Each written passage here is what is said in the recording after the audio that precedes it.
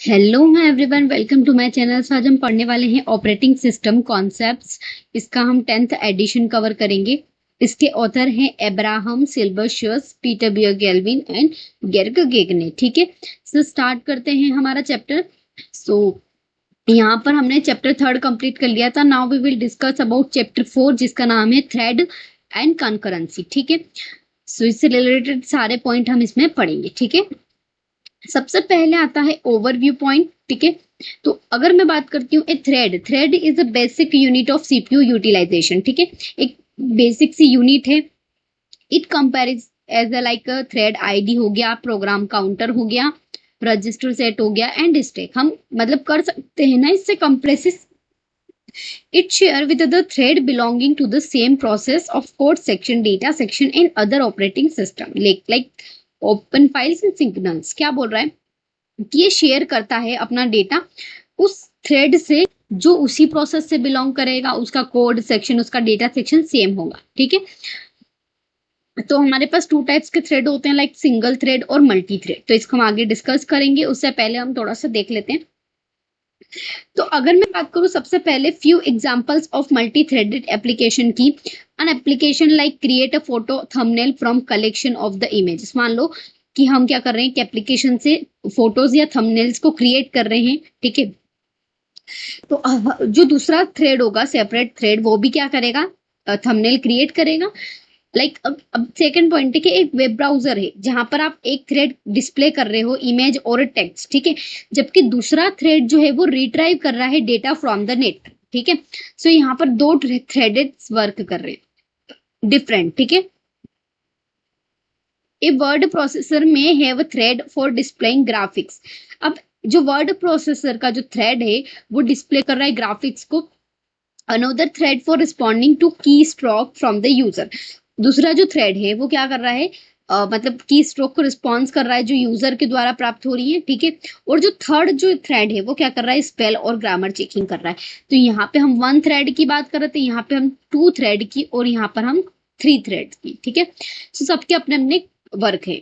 तो देखो, single thread और मल्टी थ्रेड का फॉर्मूला, लाइक कोड है, डेटा है और फाइल्स है, रजिस्टर है, पीसी और स्टैक है। तो यहाँ पर सिंगल एक थ्रेड है। ठीक है, अब यहाँ पर क्या हो रहा है, मल्टी थ्रेड में सब अपना अपना पीसी होगा, अपना स्टैक होगा, अपना रजिस्टर होगा, अपना कोड होगा। तो इससे डायरेक्ट क्वेश्चन बना था गेट पीवाईक्यू में कि कौन सा थ्रेड, जो मल्टी थ्रेड में हम कौन सा डेटा शेयर करते हैं, तो हम क्या करते हैं, उसका एड्रेस शेयर नहीं करते हैं, सिर्फ स्टैक, रजिस्टर और कोड को शेयर करते हैं। ठीक है, सो सभी जो 3 थ्रेड है तो तीनों के अपने अपने ब्लॉक्स होंगे। ठीक है, आगे देखते हैं। देखो, most operating system colonel's have also typically have a multi thread. आप जानते हैं कि जो भी ऑपरेटिंग सिस्टम है उनके पास मल्टी थ्रेडेड होते हैं। As an example, during the system boot time and Linux, मतलब बूट टाइम पे जो लाइनक्स सिस्टम है वो सेवरल कर्नल थ्रेड को क्रिएट करता है। ठीक है, हर थ्रेड जब क्रिएट होता है तो उसका अपना एक स्पेसिफिक टास्क होता है, जैसे कि मैनेज करना डिवाइस को, मेमोरी को मैनेज करना, इंटरप्ट को हैंडल करना, है ना। तो थ्रेड भी इतने सारे काम करता है। कमांड, लाइक हम कमांड दे सकते हैं, PS PF can be use to display the kernel thread on Linux system. तो लाइनक्स सिस्टम में हम कर्नल थ्रेड को डिस्प्ले करने के लिए हम क्या यूज करेंगे, पीएस पीएफ। ठीक है, आगे देखते हैं। देखो, मल्टी थ्रेड सर्वर आर्किटेक्चर की बात करते हैं। तो यहाँ पर हमारा क्लाइंट है, यहाँ सर्वर है, और सर्वर से कनेक्टेड है थ्रेड। ठीक है, क्लाइंट क्या कर रहा है, रिक्वेस्ट कर रहा है, क्लियर है, किससे करेगा, ऑब्वियसली सर्वर से। ठीक है, सेकेंड प्रोसेस क्या आएगी, create a new thread to service request. ये इसको रिक्वेस्ट करेगा कि भाई मुझे एक नई थ्रेड क्रिएट करके दो। ठीक है, ये क्रिएट करके देगा। अब ये क्या करेगा, resume listening for additional client request, और ये तब तक क्लाइंट की रिक्वेस्ट सुनता रहेगा। तो जो भी रिक्वेस्ट आएंगी वो थ्रेड को बोलेगा, क्योंकि सर्वर इतना फ्री नहीं रहता है ना कि वो सबकी रिक्वेस्ट एक्सेप्ट कर सके। तो हम यहाँ छोटी छोटी थ्रेड्स क्रिएट करते हैं जो क्लाइंट की रिक्वेस्ट को कंप्लीट करता है। ठीक है, अब बेनिफिट्स क्या हो जाएंगे इसके, तो बेनिफिट होते हैं मल्टी थ्रेडेड प्रोग्रामिंग के, like 4 major, like responsiveness, resource sharing. Responsiveness क्या होता है, मतलब कि वो रिस्पॉन्सिव होता है, उसकी जिम्मेदारियां होती है कुछ की, वो मतलब थ्रेड से मतलब क्या भाई, मतलब वो अपने काम कर रहा है, तो अगर कुछ भी इंटरप्ट होता है या उसका परफॉर्मेंस या उसका मतलब जो भी है ना, तो वो रिस्पॉन्सिव होता है। ठीक है। रिसोर्स शेयरिंग कि वो रिसोर्स को शेयर करता है, जैसे कि मल्टी थ्रेड्स है तो वो अगर एक ही सेक्शन में होंगे तो वो रिसोर्स को शेयर करेंगे, है ना। तो there are the benefit of this कि आपको डिफरेंट रिसोर्सेज की जरूरत नहीं पड़ेगी या सेम एड्रेस स्पेस को यूज करेंगे, ठीक है। इकोनॉमी, तो यहाँ पर क्या हो रहा है कि कॉस्टली नहीं है ज्यादा थ्रेड, क्योंकि आप जानते हैं कि अगर वो सर्वर को आप बार बार यूज करोगे तो वो ज्यादा मतलब कॉस्टली पड़ेगा। लेकिन अगर हम इसी के बाद में अगर कॉन्टेक्स्ट स्विचिंग करते हैं तो वो फास्टेस्ट हो जाता है थ्रेड से बिटवीन द प्रोसेस। मतलब अगर आप प्रोसेस में कॉन्टेक्स्ट स्विच करोगे तो बहुत ज्यादा प्रॉब्लम क्रिएट होगी, लेकिन हम थ्रेड को यूज कर रहे हैं ना तो बहुत सिंपली मैनेज होगा, ठीक है। स्केलेबिलिटी आप जानते हैं इट इज अपने आप में एक बेनिफिट है कि हम एक प्रोसेसर से दूसरे प्रोसेसर में भी इसको चला सकते हैं, ठीक है। हम पैरेलली चला सकते हैं थ्रेडेड्स को। So there are the benefits of scalability, ठीक है। अब हमारा नेक्स्ट जो टॉपिक है वो है multi core programming and it is a part of the syllabus of UGC net, ठीक है। सो पढ़ते हैं what is the multi core programming. System design is to place the multiple computing cores on a single processing chip. System को इस type से design किया जाता है कि वो मल्टीपल कंप्यूटिंग कोर्स में चल सके एक सिंगल प्रोसेसर, मतलब एक सिंगल प्रोसेसर में भी हम मल्टीपल कंप्यूटिंग कर सकते हैं। Where each core appear on the separate CPU, मतलब हर एक कोर में अपना एक सीपीयू दिखता है। जैसे कि लाइक आजकल क्या हो गया कि हम एक ही मतलब एक ही उस पे दो डेस्कटॉप दो यूजर आईडी खोल सकते हैं। सो ये अपने आप में क्या है, दो सीपीयू दिख रहे हैं हमको, है ना, to the operating system. We refer such a system as a multi core या मल्टी थ्रेडेड प्रोग्रामिंग, ठीक है, जो बहुत ही ज्यादा एफिशिएंट होती है और यहाँ पर हम मल्टी कंप्यूटिंग कर सकते हैं और ये इंप्रूव करती है कंकरेंसी को। कंकरेंसी का मतलब क्या हो जाएगा, देखो मैं आपको कंकरेंसी का मतलब बताती हूँ कि कंकरेंसी मतलब सम थ्रेड्स के रन पैरेलल, मतलब एक साथ आप प्रोसेसेस को चला रहे हो, ठीक है। System can assign to separate threaded to each core, हर एक कोर का अपना एक सेपरेट थ्रेड होता है, ठीक है। एक कंकरेंट सिस्टम सपोर्ट करता है more than one task by allowing all the task make a progress. मतलब क्या कर हम एक टास्क को करने की बजाय एक साथ मल्टीपल टास्क को अलाउ कर देंगे, जिससे क्या होगा, एग्जीक्यूशन फास्ट हो जाएगा। It contracts the parallel system can perform more than one task simultaneously. Obviously parallel system मतलब क्या होता है, लाइक ये है ना जो एक साथ चल रहा है। Thus it is possible have a concurrency without a parallelism. So हम कह सकते हैं कि concurrency बिना parallelism के भी possible है, ठीक है। आगे देखते हैं प्रोग्रामिंग चैलेंजेस। अब प्रोग्रामिंग करते वक्त कुछ चैलेंजेस आते हैं हमारे सामने, तो 5 एरियाज जो है वो वहां पर चैलेंजेस हैं। तो देख लेते हैं आइडेंटिफाइंग टास्क। देखो टास्क को आइडेंटिफाई करना अपने आप में एक चैलेंज है, ठीक है। बैलेंस करना, तो टास्क परफॉर्म इक्वल वर्क और इक्वल वैल्यू, अगर आप उतना वर्क करो और आपको उतना ही मिल रहा है तो ये अपने आप में एक बेस्ट है। लेकिन अगर मान लो कि आपका टास्क बहुत ज्यादा हो गया, वर्क बहुत ज्यादा हो गया और वैल्यू आपको 0 मिल रही है, तो यहाँ पर बैलेंस नहीं हो रहा है। तो बैलेंस होना जरूरी है, ठीक है। जैसे कि पैरेलल एग्जीक्यूशन इन मल्टी कोर में आप देख सकते हैं कोर 1 और कोर 2 एक साथ एग्जीक्यूट हो रहे हैं, ठीक है। नेक्स्ट थर्ड हमारा है ये एमिल्टन्स लॉ भी हम देखेंगे, पर इससे पहले हम पांचों टास्क देख लेते हैं। डेटा स्प्लिटिंग, हम इसमें क्या करते हैं सेपरेट में टास्क में तोड़ देते हैं हमारे डेटा को, ताकि हम उसको एक्सेस कर सके और उसको मैनिपुलेट कर सके, ठीक है। डेटा की dependency, the data exist by task must be examine for dependency between 2 और मोर टास्क।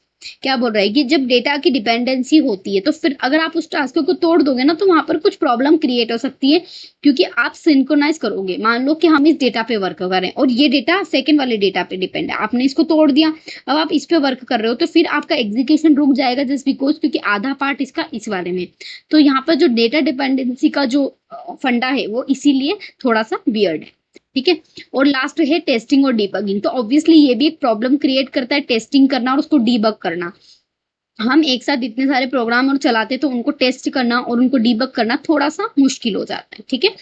सो इससे पहले कि मैं आगे बढ़ूं, मैं आपको एक इंपॉर्टेंट लॉ बता देती हूँ, amendments law which is most important, और इससे अभी क्वेश्चन आया था रिसेंट में। तो यहीं से देखो मैं आपको सिंपली बता रही हूँ ना कि क्वेश्चन बुक से ही बनते हैं। आप चाहे इधर उधर से आपको लगता होगा कि लैंग्वेज डिफिकल्ट है या ये वो, बट हाँ मैं जानती हूँ कि लैंग्वेज डिफिकल्ट है, बट इतनी भी नहीं है कि आप पढ़ ना सको। हम भी पढ़ रहे हैं, हम समझ रहे हैं उसको, सारी चीजें हमको बस समझनी है, ठीक है। तो मैं जितनी भी इंपॉर्टेंट चीजें बता रही हूँ, मुझे जो लगता है कि जो मोस्ट इंपॉर्टेंट है ना मैं वही पढ़ाती हूँ, ठीक है। सो एमेंडमेंट्स लॉ पढ़ लेते हैं। इसका फॉर्मूला है कि identify the potential performance gain from adding additional computing course हम क्या कर रहे हैं इसमें पोटेंशियल परफॉर्मेंस को गेन कर रहे हैं किससे, एडिशनली कंप्यूटिंग कोर से, to application that both serial यानी कि नॉन पैरेलल या पैरेलल कंपोनेंट्स, जहां पर दोनों टाइप के होंगे, जहां पर पैरेलल भी होगा और सीरियल भी होगा, ठीक है। S is a portion of application must be perform serially, S जो है वो सीरियली होगा, और एन जो है प्रोसेसिंग कोर, ठीक है, प्रोसेसिंग कोर है, और ये एक फॉर्मूला है स्पीड अप का, तो ये बहुत इंपॉर्टेंट है ना, इसको आपको याद रखना है। 1/s मतलब क्या है, एस मतलब serial portion, 1/s plus 1 minus serial portion divided by number of processing core, ठीक है। तो देख लेते हैं वन इंटरेस्टिंग पॉइंट क्या है हैमिल्टन का कि एन अप्रोचेस इनफाइनेटली, ठीक है, इसमें इनफाइनेटली अप्रोचेस हो सकती है, स्पीड अप कवरेज कितना होगा 1s। तो कभी कभी इस नॉर्मल पॉइंट से भी क्वेश्चन आ जाते हैं, ठीक है, तो इसको याद रखें। This fundamental principle behind the amendments law, the serial portion of application can have disproportionate affect the performance we gain by adding additional computing cost, ठीक है। सिंपल डेफिनेशन दे रखी है, आपको याद रखनी है, और इसमें हम क्या पढ़ते हैं, सीरियल और पैरेलल दोनों, ठीक है। आगे बढ़ते हैं, नेक्स्ट क्वेश्चन है हमारा टाइप ऑफ पैरेललिज्म। तो आपने देखा कि हम पैरेलल यानी कि मल्टीपल टास्कों को एक साथ चलाते हैं तो हम उसको क्या बोलते हैं, पैरेललिज्म। अब डेटा पैरेललिज्म और टास्क पैरेललिज्म दो टाइप के हमारे पास पैरेललिज्म होते हैं। तो डेटा पैरेललिज्म क्या होता है कि जब हम क्या करते हैं, distributing the subset of the same data across the multiple computing core. आपके पास मल्टीपल कंप्यूटिंग कोर है लेकिन डेटा आप सेम यूज कर रहे हो, उसको आप सबसेट में डिस्ट्रीब्यूट कर रहे हो, ठीक है, सेम डेटा को। तो यहाँ पर मैं कह सकती हूँ कि एक में सेम डेटा को छोटे छोटे टास्क में तोड़ रही हूँ, ठीक है, in performing the same operation, obviously उसमें हम सेम ऑपरेशन परफॉर्म करेंगे। Now we will talk about the task parallelism, distributing not the data but task. हम डेटा को नहीं तोड़ रहे, अब हम हमारे टास्क को तोड़ रहे हैं। तो यहाँ पर नाम में ही टास्क है तो आप समझ सकते हैं, या आप थ्रेड बोल सकते हो इसको, ठीक है। Across the obviously multi computing course वहां पर भी था और यहाँ पर भी वही है, ठीक है। It's thread performing unique operation, यहाँ पर हम सेम ऑपरेशन कर रहे थे, यहाँ पर हम यूनिक कर रहे हैं, तो दोनों में डिफरेंस भी साथ में लेके चलते हैं हम, ठीक है। डिफरेंट थ्रेड में operating on the same data, अब डिफरेंट क्या है, डिफरेंट थ्रेड जो है वो ऑपरेट करेंगे सेम डेटा पर, या may be operating the different data. देखो यहाँ पर थ्रेड इंडिपेंडेंट है तो वो सेम डेटा पे भी ऑपरेट कर सकता है और अदर डेटा पे भी या डिफरेंट डेटा पे भी, ठीक है, क्लियर है। तो आई डोंट थिंक आपको डेटा पैरेललिज्म और टास्क पैरेललिज्म में कोई डिफरेंस मतलब ऐसा नहीं होगा कि कोई कंफ्यूजन होगा, ठीक है। सो ये दोनों इंपॉर्टेंट है, देखो ये हाईलाइटेड है इसीलिए मैंने आपको ये पढ़ाए हैं, ठीक है। फंडामेंटली बात करते हैं तो डेटा पैरेललिज्म में क्या होता है, distribution of data across the multiple core, simple definition again बता रखी है। टास्क पैरेललिज्म में क्या होता है, डिस्ट्रीब्यूशन ऑफ टास्क होता है across the multiple core, clear है। तो यूजर एंड कर्नल थ्रेड देख लेते हैं एक बार। देखो ये यूजर की स्पेस में जो यूजर के थ्रेड है और ये कर्नल की स्पेस में कर्नल थ्रेड, ठीक है। तो हमारा जो पैरेललिज्म वाला टॉपिक खत्म होता है। अब हम पढ़ते हैं मल्टी थ्रेडिंग मॉडल्स, तो इंपॉर्टेंट है, देख लेते हैं। सपोर्ट अगर हम बात करें यहाँ पर, सपोर्ट फॉर द थ्रेड में be providing either user level या यूजर थ्रेड बोल सकते हैं, या कर्नल लेवल यानी कि कर्नल थ्रेड। ऑब्वियसली हमने अभी देखा इस वाले डेटा में कि जो यूजर पे होगा वो यूजर थ्रेड होगा और जो कर्नल लेवल पे होगा वो कर्नल थ्रेड होगा, ठीक है। अब यूजर थ्रेड की बात करते हैं तो user thread about the kernel and manage without a kernel support. अब यूजर है तो वो बिना किसी कर्नल के सपोर्ट के रन करने की कोशिश करेगा, वही कर्नल थ्रेड जो होता है वो डायरेक्टली मैनेज कर सकता है ऑपरेटिंग सिस्टम को। अब आप जानते हैं, हमने पढ़ा है कर्नल और यूजर का फंडा कि जो यूजर कर्नल जो है वो कर्नल किससे रिलेटेड होता है, ऑपरेटिंग सिस्टम से रिलेटेड। कर्नल के पास अपना एक ओएस होता है, ठीक है, जबकि यूजर को अगर ओएस से कनेक्ट करना है तो उसको सिस्टम कॉल करना पड़ेगा, ठीक है। Virtually all the contemporary operating system including Windows, Linux and Mac OS, तो इसमें हम क्या कर सकते हैं, मैक ओएस, और ये तीनों ही हमारे लिए एक वर्चुअली सपोर्ट करते हैं कर्नल थ्रेड, ठीक है। तो आपसे कर्नल थ्रेड के एग्जांपल्स पूछे जा सकते हैं, याद रखना। अब ultimately a relation must exist between the user thread and kernel thread. आप जानते हैं 3 कॉमन जो वेज हैं हम इसमें रिलेशनशिप डिस्ट्रीब्यूट कर सकते हैं। और आपको एक ही बात बता दो कि इनसे क्वेश्चन बने हैं, आपको पता है जो ये थ्रेड के जो डिफरेंट मॉडल्स हैं इनसे क्वेश्चन बने हैं, इसलिए इंपॉर्टेंट है, डोंट स्किप इट, ठीक है। सबसे पहला आता है many to one thread models, ठीक है। तो मेनी टू वन क्या मतलब क्या है कि यहाँ पर मेनी यूजर होंगे, ठीक है, और फिर यहाँ पर वन क्या होगा, कर्नल होगा, यानी कि एक कर्नल से बहुत सारे यूजर मेंटेन कर सकते हैं। Clear. Thread management is done by thread library in user space. Obviously it's so efficient. However, the entire process will block if the thread makes a blocking system call. Obviously अगर एक thread है यहाँ पर, एक colonel है, ठीक है, अगर ये इसने ब्लॉक कर दिया किसी एक सिस्टम को तो सारा ही सिस्टम ब्लॉक हो जाएगा, क्योंकि ये मेनी यूजर थे लेकिन कर्नल तो एक ही है ना, ठीक है। सो यहाँ पर यूजर स्पेस और यहाँ पर कर्नल स्पेस, कर्नल एक है और यूजर मेन, ठीक है। तो ये मेनी टू वन का मॉडल हो गया, ठीक है। 1 to 1 का मॉडल क्या कहता है? तो 1 to 1 का मॉडल क्या कहता है कि हर एक कर्नल के पास अपना एक यूजर थ्रेड होगा, ठीक है, हर एक पर्टिकुलर कर्नल के पास, ठीक है। आगे देखते हैं। One thread can access the kernel at a time. एक थ्रेड जो है कर्नल को एक टाइम में एक ही बार वो कर सकता है। Multiple thread are able to run parallel in a multi core system. Multi core system होगा लेकिन फिर भी मल्टीपल थ्रेड जो है वो एक बार में एक साथ नहीं चल सकते, इसीलिए एक टाइम पे एक ही बार चल सकता है क्योंकि 1 to 1 का मॉडल है, ठीक है। ग्रीन थ्रेड क्या होते हैं? तो ये देखो हाईलाइटेड है, इट इज इंपॉर्टेंट कि आपसे ग्रीन थ्रेड के बारे में पूछ सकते हैं। तो जो thread library are available for Solaris system and adopt early version of Java, तो हम इसको क्या बोल सकते हैं? ग्रीन थ्रेड, ठीक है। मेनी टू वन मॉडल्स में यूज करते हैं इसको, ठीक है। Advantages of multi processing course के लिए भी यूज किए जाते हैं। तो हमने मेनी टू वंस की इतनी सारी चीजें देख ली। आई थिंक है ना, यहाँ पर ये जो डायग्राम है ना वो ये यहाँ पर आना चाहिए था, कोई दिक्कत नहीं है। 1 to 1 मॉडल्स का फिगर जो दे रखा है हमको 4.8 में, ठीक है। Maps each user thread to kernel thread, ठीक है। It provide more concurrency than the many to one. Concurrency क्यों? क्योंकि हर अब पैरेलल चल रहे हैं ना, वहां पर ये इश्यू था ना कि अनेबल टू, मतलब मल्टीपल थ्रेड जो है वो अनेबल टू रन, एक साथ नहीं चल सकते थे, ठीक है। अब यहाँ पर क्या हो रहा है कि हर थ्रेड के पास अपना एक, देखो यहाँ पर हर थ्रेड के पास अपना एक यूजर कर्नल थ्रेड है, ठीक है। सो यहाँ पर क्या हो रहा है कि allow the another thread to run thread maker blocking system call. तो अगर एक थ्रेड, मान लो कि ये वाले कर्नल ने इस सिस्टम को ब्लॉक कर दिया तो कोई दिक्कत नहीं, ये तो अपने आप चल ही रहे ना, तो ये एफिशिएंट है, ठीक है। It also known as a multiple thread to run parallel on the multi process, है ना, अलाउ करेगा।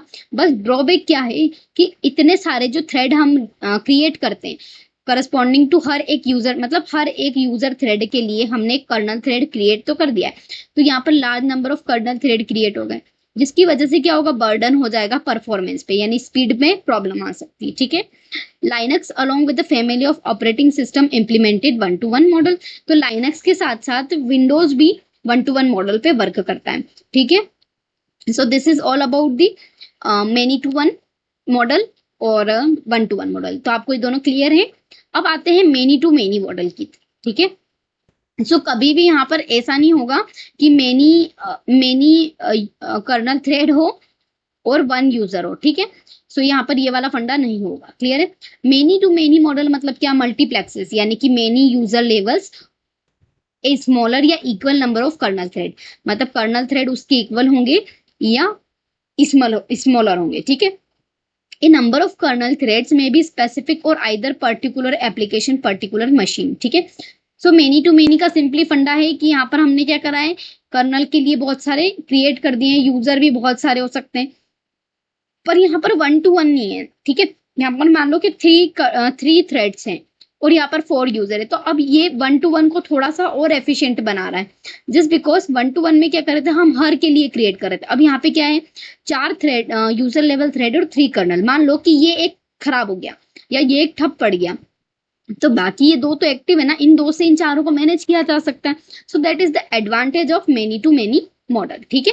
अब 2 लेवल मॉडल भी है इसके अंदर, तो वो भी देख लेते हैं कि हमने क्या करा, यूजर स्पेस और कर्नल स्पेस। अब 2 लेवल पे ये काम कर रहा है, ये इसी का थोड़ा सा एक्सटेंशन है, कह सकते हैं।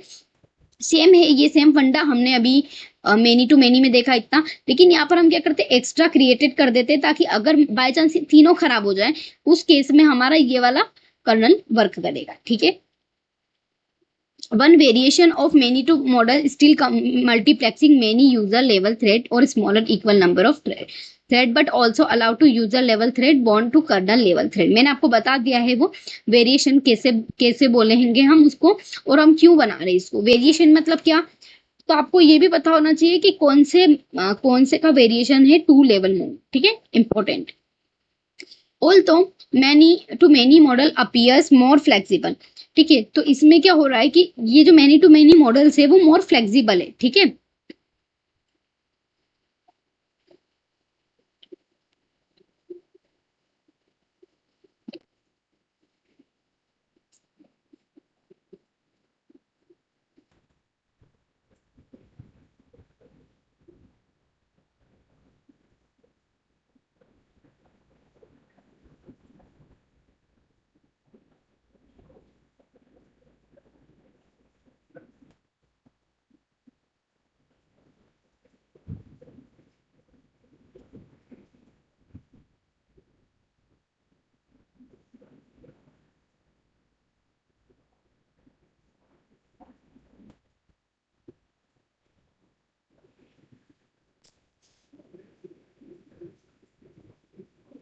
Although the many to many model appear is more flexible, most flexible है, ऑब्वियसली देखा है हमने, ठीक है।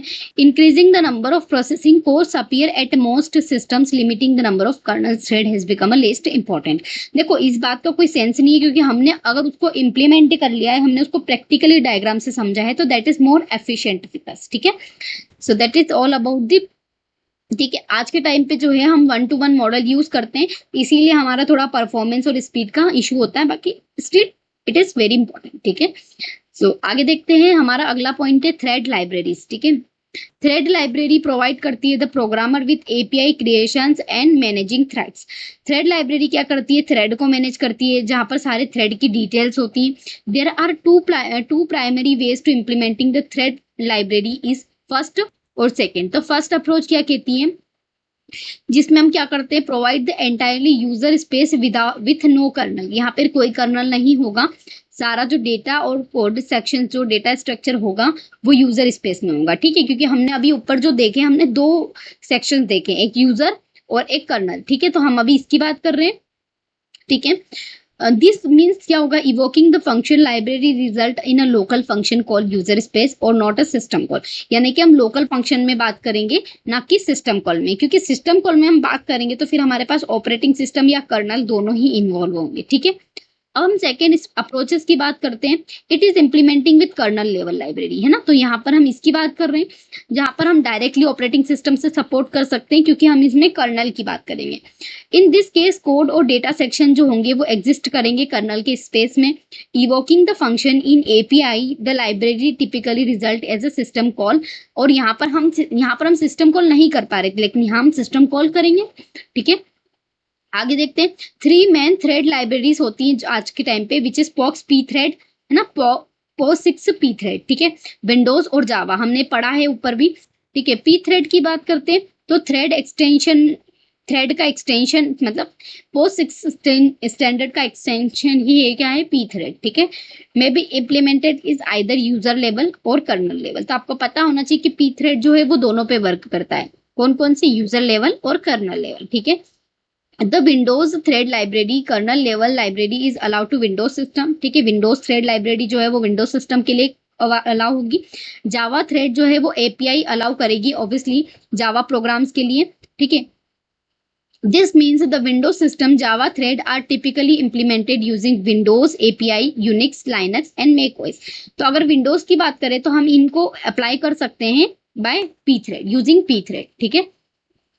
We design the multiple threading programs, perform the summations of non-negative integers in a separate thread using well-known summation function, ठीक है।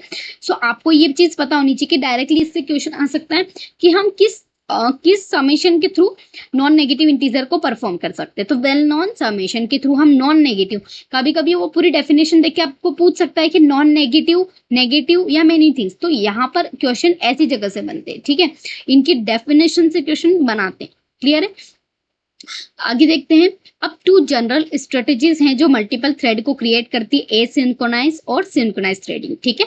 असिंक्रोनाइज threading क्या होता है कि once the parent create the child thread, एक बार किसी पेरेंट ने चाइल्ड थ्रेड को क्रिएट कर दिया, पेरेंट रिज्यूम हो गया इट्स एग्जीक्यूशन से, so that parent and child executed concurrently are independently from one another. क्योंकि यहाँ पर हम क्या कर रहे हैं, एसिंक्रोनाइज यानी सेम टाइम पे नहीं होगा। मान लो कि पेरेंट ने अपने चाइल्ड को क्रिएट किया, ठीक है। अब पेरेंट अपने हिसाब से क्रिएट होगा और चिल्ड्रन अपने हिसाब से, ठीक है, क्योंकि ये रेज्यूम हो गया, इसको अभी नहीं करना एग्जीक्यूशन, ठीक है, ये अपने हिसाब से करेगा, लेकिन still child is executing at the same time, ठीक है। सो यहाँ पर इंडिपेंडेंटली इंपॉर्टेंट है, asynchronize work as a independently, clear है, because thread are independent therefore the little data sharing between them, तो छोटा सा डेटा शेयर होगा, बाकी इसमें ज्यादा कोई डेटा शेयर नहीं होगा, ठीक है। वहीं सिंक्रोनाइज की बात करते हैं तो आप इसके ऑपोजिट समझो कि मान लो कि पेरेंट ने अपने चाइल्ड को क्रिएट कराए, सेम क्रिएट वन और मोर चिल्ड्रन, और यहाँ पर एक से ज्यादा भी चिल्ड्रन क्रिएट हो सकते हैं eight the same time, then must wait for all its children to be terminated before it resume।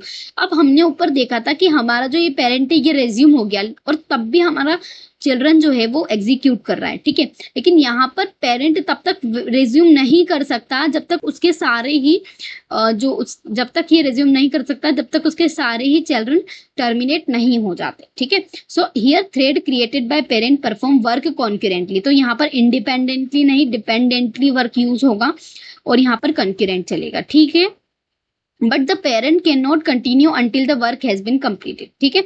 Once each thread has been finished its work terminated and join with its parent, एक बार सारे ही thread finish कर लेंगे अपना काम और terminate कर देंगे, फिर वो अपने पेरेंट्स के साथ ज्वाइन करेंगे, मतलब अपने पेरेंट के साथ वापिस से वर्क करना चालू करेंगे, ठीक है। Only after all the of children have joined can parent resume execution, ठीक है। सो यहाँ पर क्या होगा भाई, सारे रिज्यूम्स उसके पेरेंट्स के रिज्यूम एग्जीक्यूशन को ज्वाइन करेंगे, ठीक है, और यहाँ पर जो है बहुत सारा डेटा जो है शेयर होता है, वहां पर एक little amount of data share हो रहा था, ठीक है। सबसे पहले आता है हमारे पास पी थ्रेड, हमने देखा विंडो थ्रेड होता है, पी थ्रेड होता है, जावा थ्रेड होता है, तो हम इसको डिटेल में थोड़ा थोड़ा पढ़ेंगे। P thread refer as a POSIX standard IEEE 10031C, ठीक है, इंपॉर्टेंट है, याद रखना, defining for API thread creation and synchronization. It is related with, आप जानते हैं हमने पढ़ा है, विंडो और जावा प्रोग्राम के लिए मोस्ट एफिशिएंट है, ठीक है। सो यहाँ पर क्या बोला है कि numeric system implemented P thread like Unix system हो गया, लाइनक्स हो गया, मैक OS हो गया, ऑल्थो विंडो भी, पर window does not support the P thread, ठीक है। सो हमको थर्ड पार्टी को यूज करना पड़ेगा तब जाके वो सपोर्ट करेगा, इनडायरेक्टली करता है बट करता है, ठीक है। सो कभी कभी कंफ्यूज करने के लिए पूछ सकते हैं कि क्या डायरेक्टली विंडो सपोर्ट करता है, तो आप कंफ्यूज हो सकते हो, तो डायरेक्टली नहीं करेगा, वो थर्ड पार्टी के थ्रू कर सकते हैं, ठीक है। तो ये थी हमारी पी थ्रेड से रिलेटेड बात। अब हम पढ़ते हैं विंडोज थ्रेड, ठीक है। तो this technique for creating Windows library thread, P thread technique की तरह ही इसमें भी हम सेवरल इंप्लीमेंट कर सकते हैं। Window thread API for C program, अब आप विंडो की बात करें तो इसमें हम क्या करेंगे, सी प्रोग्राम को यूज करेंगे, ठीक है।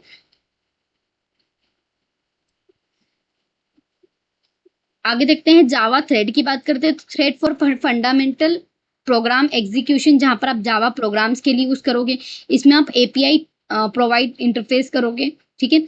All Java programmes comprises at least a single thread of control, even a simple java program consists only main function method।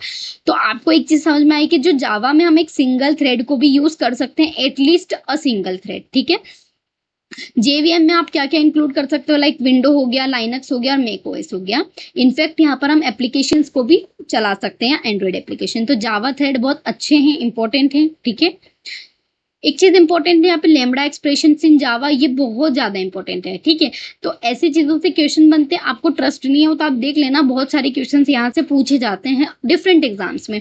I am not talking about the any particular exam, but I am talking about all the CS related exam, ठीक है, like get CS हो गया, या अभी DSSB का exams आने वाला है। मैंने बहुत सारे डिफरेंट स्टेट के एग्जाम्स देखे हैं जहां पर वो लोग ऐसी जगह से क्वेश्चंस बनाते हैं, है ना, क्योंकि ये लोग स्किप कर देते हैं, ये पढ़ते नहीं है कोई भी, ठीक है। हम इसी को पढ़ेंगे, it is important. Java introduce, Java ने क्या करा, अब ये भी पता होना चाहिए कि लैम्बडा फंक्शन किसने इंट्रोड्यूस करा है, सिंपल ये भी पूछ सकते। Java introduced lambda functions या lambda expression which allow to much cleaner syntax for creating thread, है ना, cleaner syntax create करने के लिए इसको यूज करते हैं, बल्कि हम ऐसे नहीं कि हम इसको सेपरेट क्लासेस इंप्लीमेंट करने के लिए यूज करते हैं, ठीक है। So lambda expression as well as similar function as known as clauses, clauses के जैसा होता है। तो ये भी पूछ सकते हैं कि जो लेमडा फंक्शन होता है वो किसके जैसा होता है, ठीक है। Are prominenting feature of function programming language have been available for several non functional language like Python और C++। ये जो लेमडा फंक्शन है ये जावा से रिलेटेड है, तो इसमें हम कुछ फंक्शनल रिक्वायरमेंट प्रोग्रामिंग यूज करते हैं, जबकि जावा में, जबकि जैसे जो नॉन फंक्शनल लैंग्वेजेस होती है लाइक पाइथन, C++, उसमें भी हम लेमडा फंक्शन यूज करते हैं, ठीक है।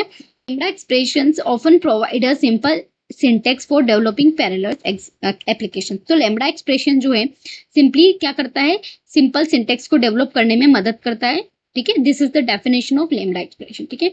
So this is all about this, ठीक है। दिस थ्रेड्स मॉडल्स या है ना जो भी हमने पढ़ा है अभी। अब हम आगे जो पढ़ेंगे नेक्स्ट जो वीडियो में हम कवर करेंगे इसके आगे के टॉपिक जो रिमेन है, ठीक है। So this is all about this. Thank you.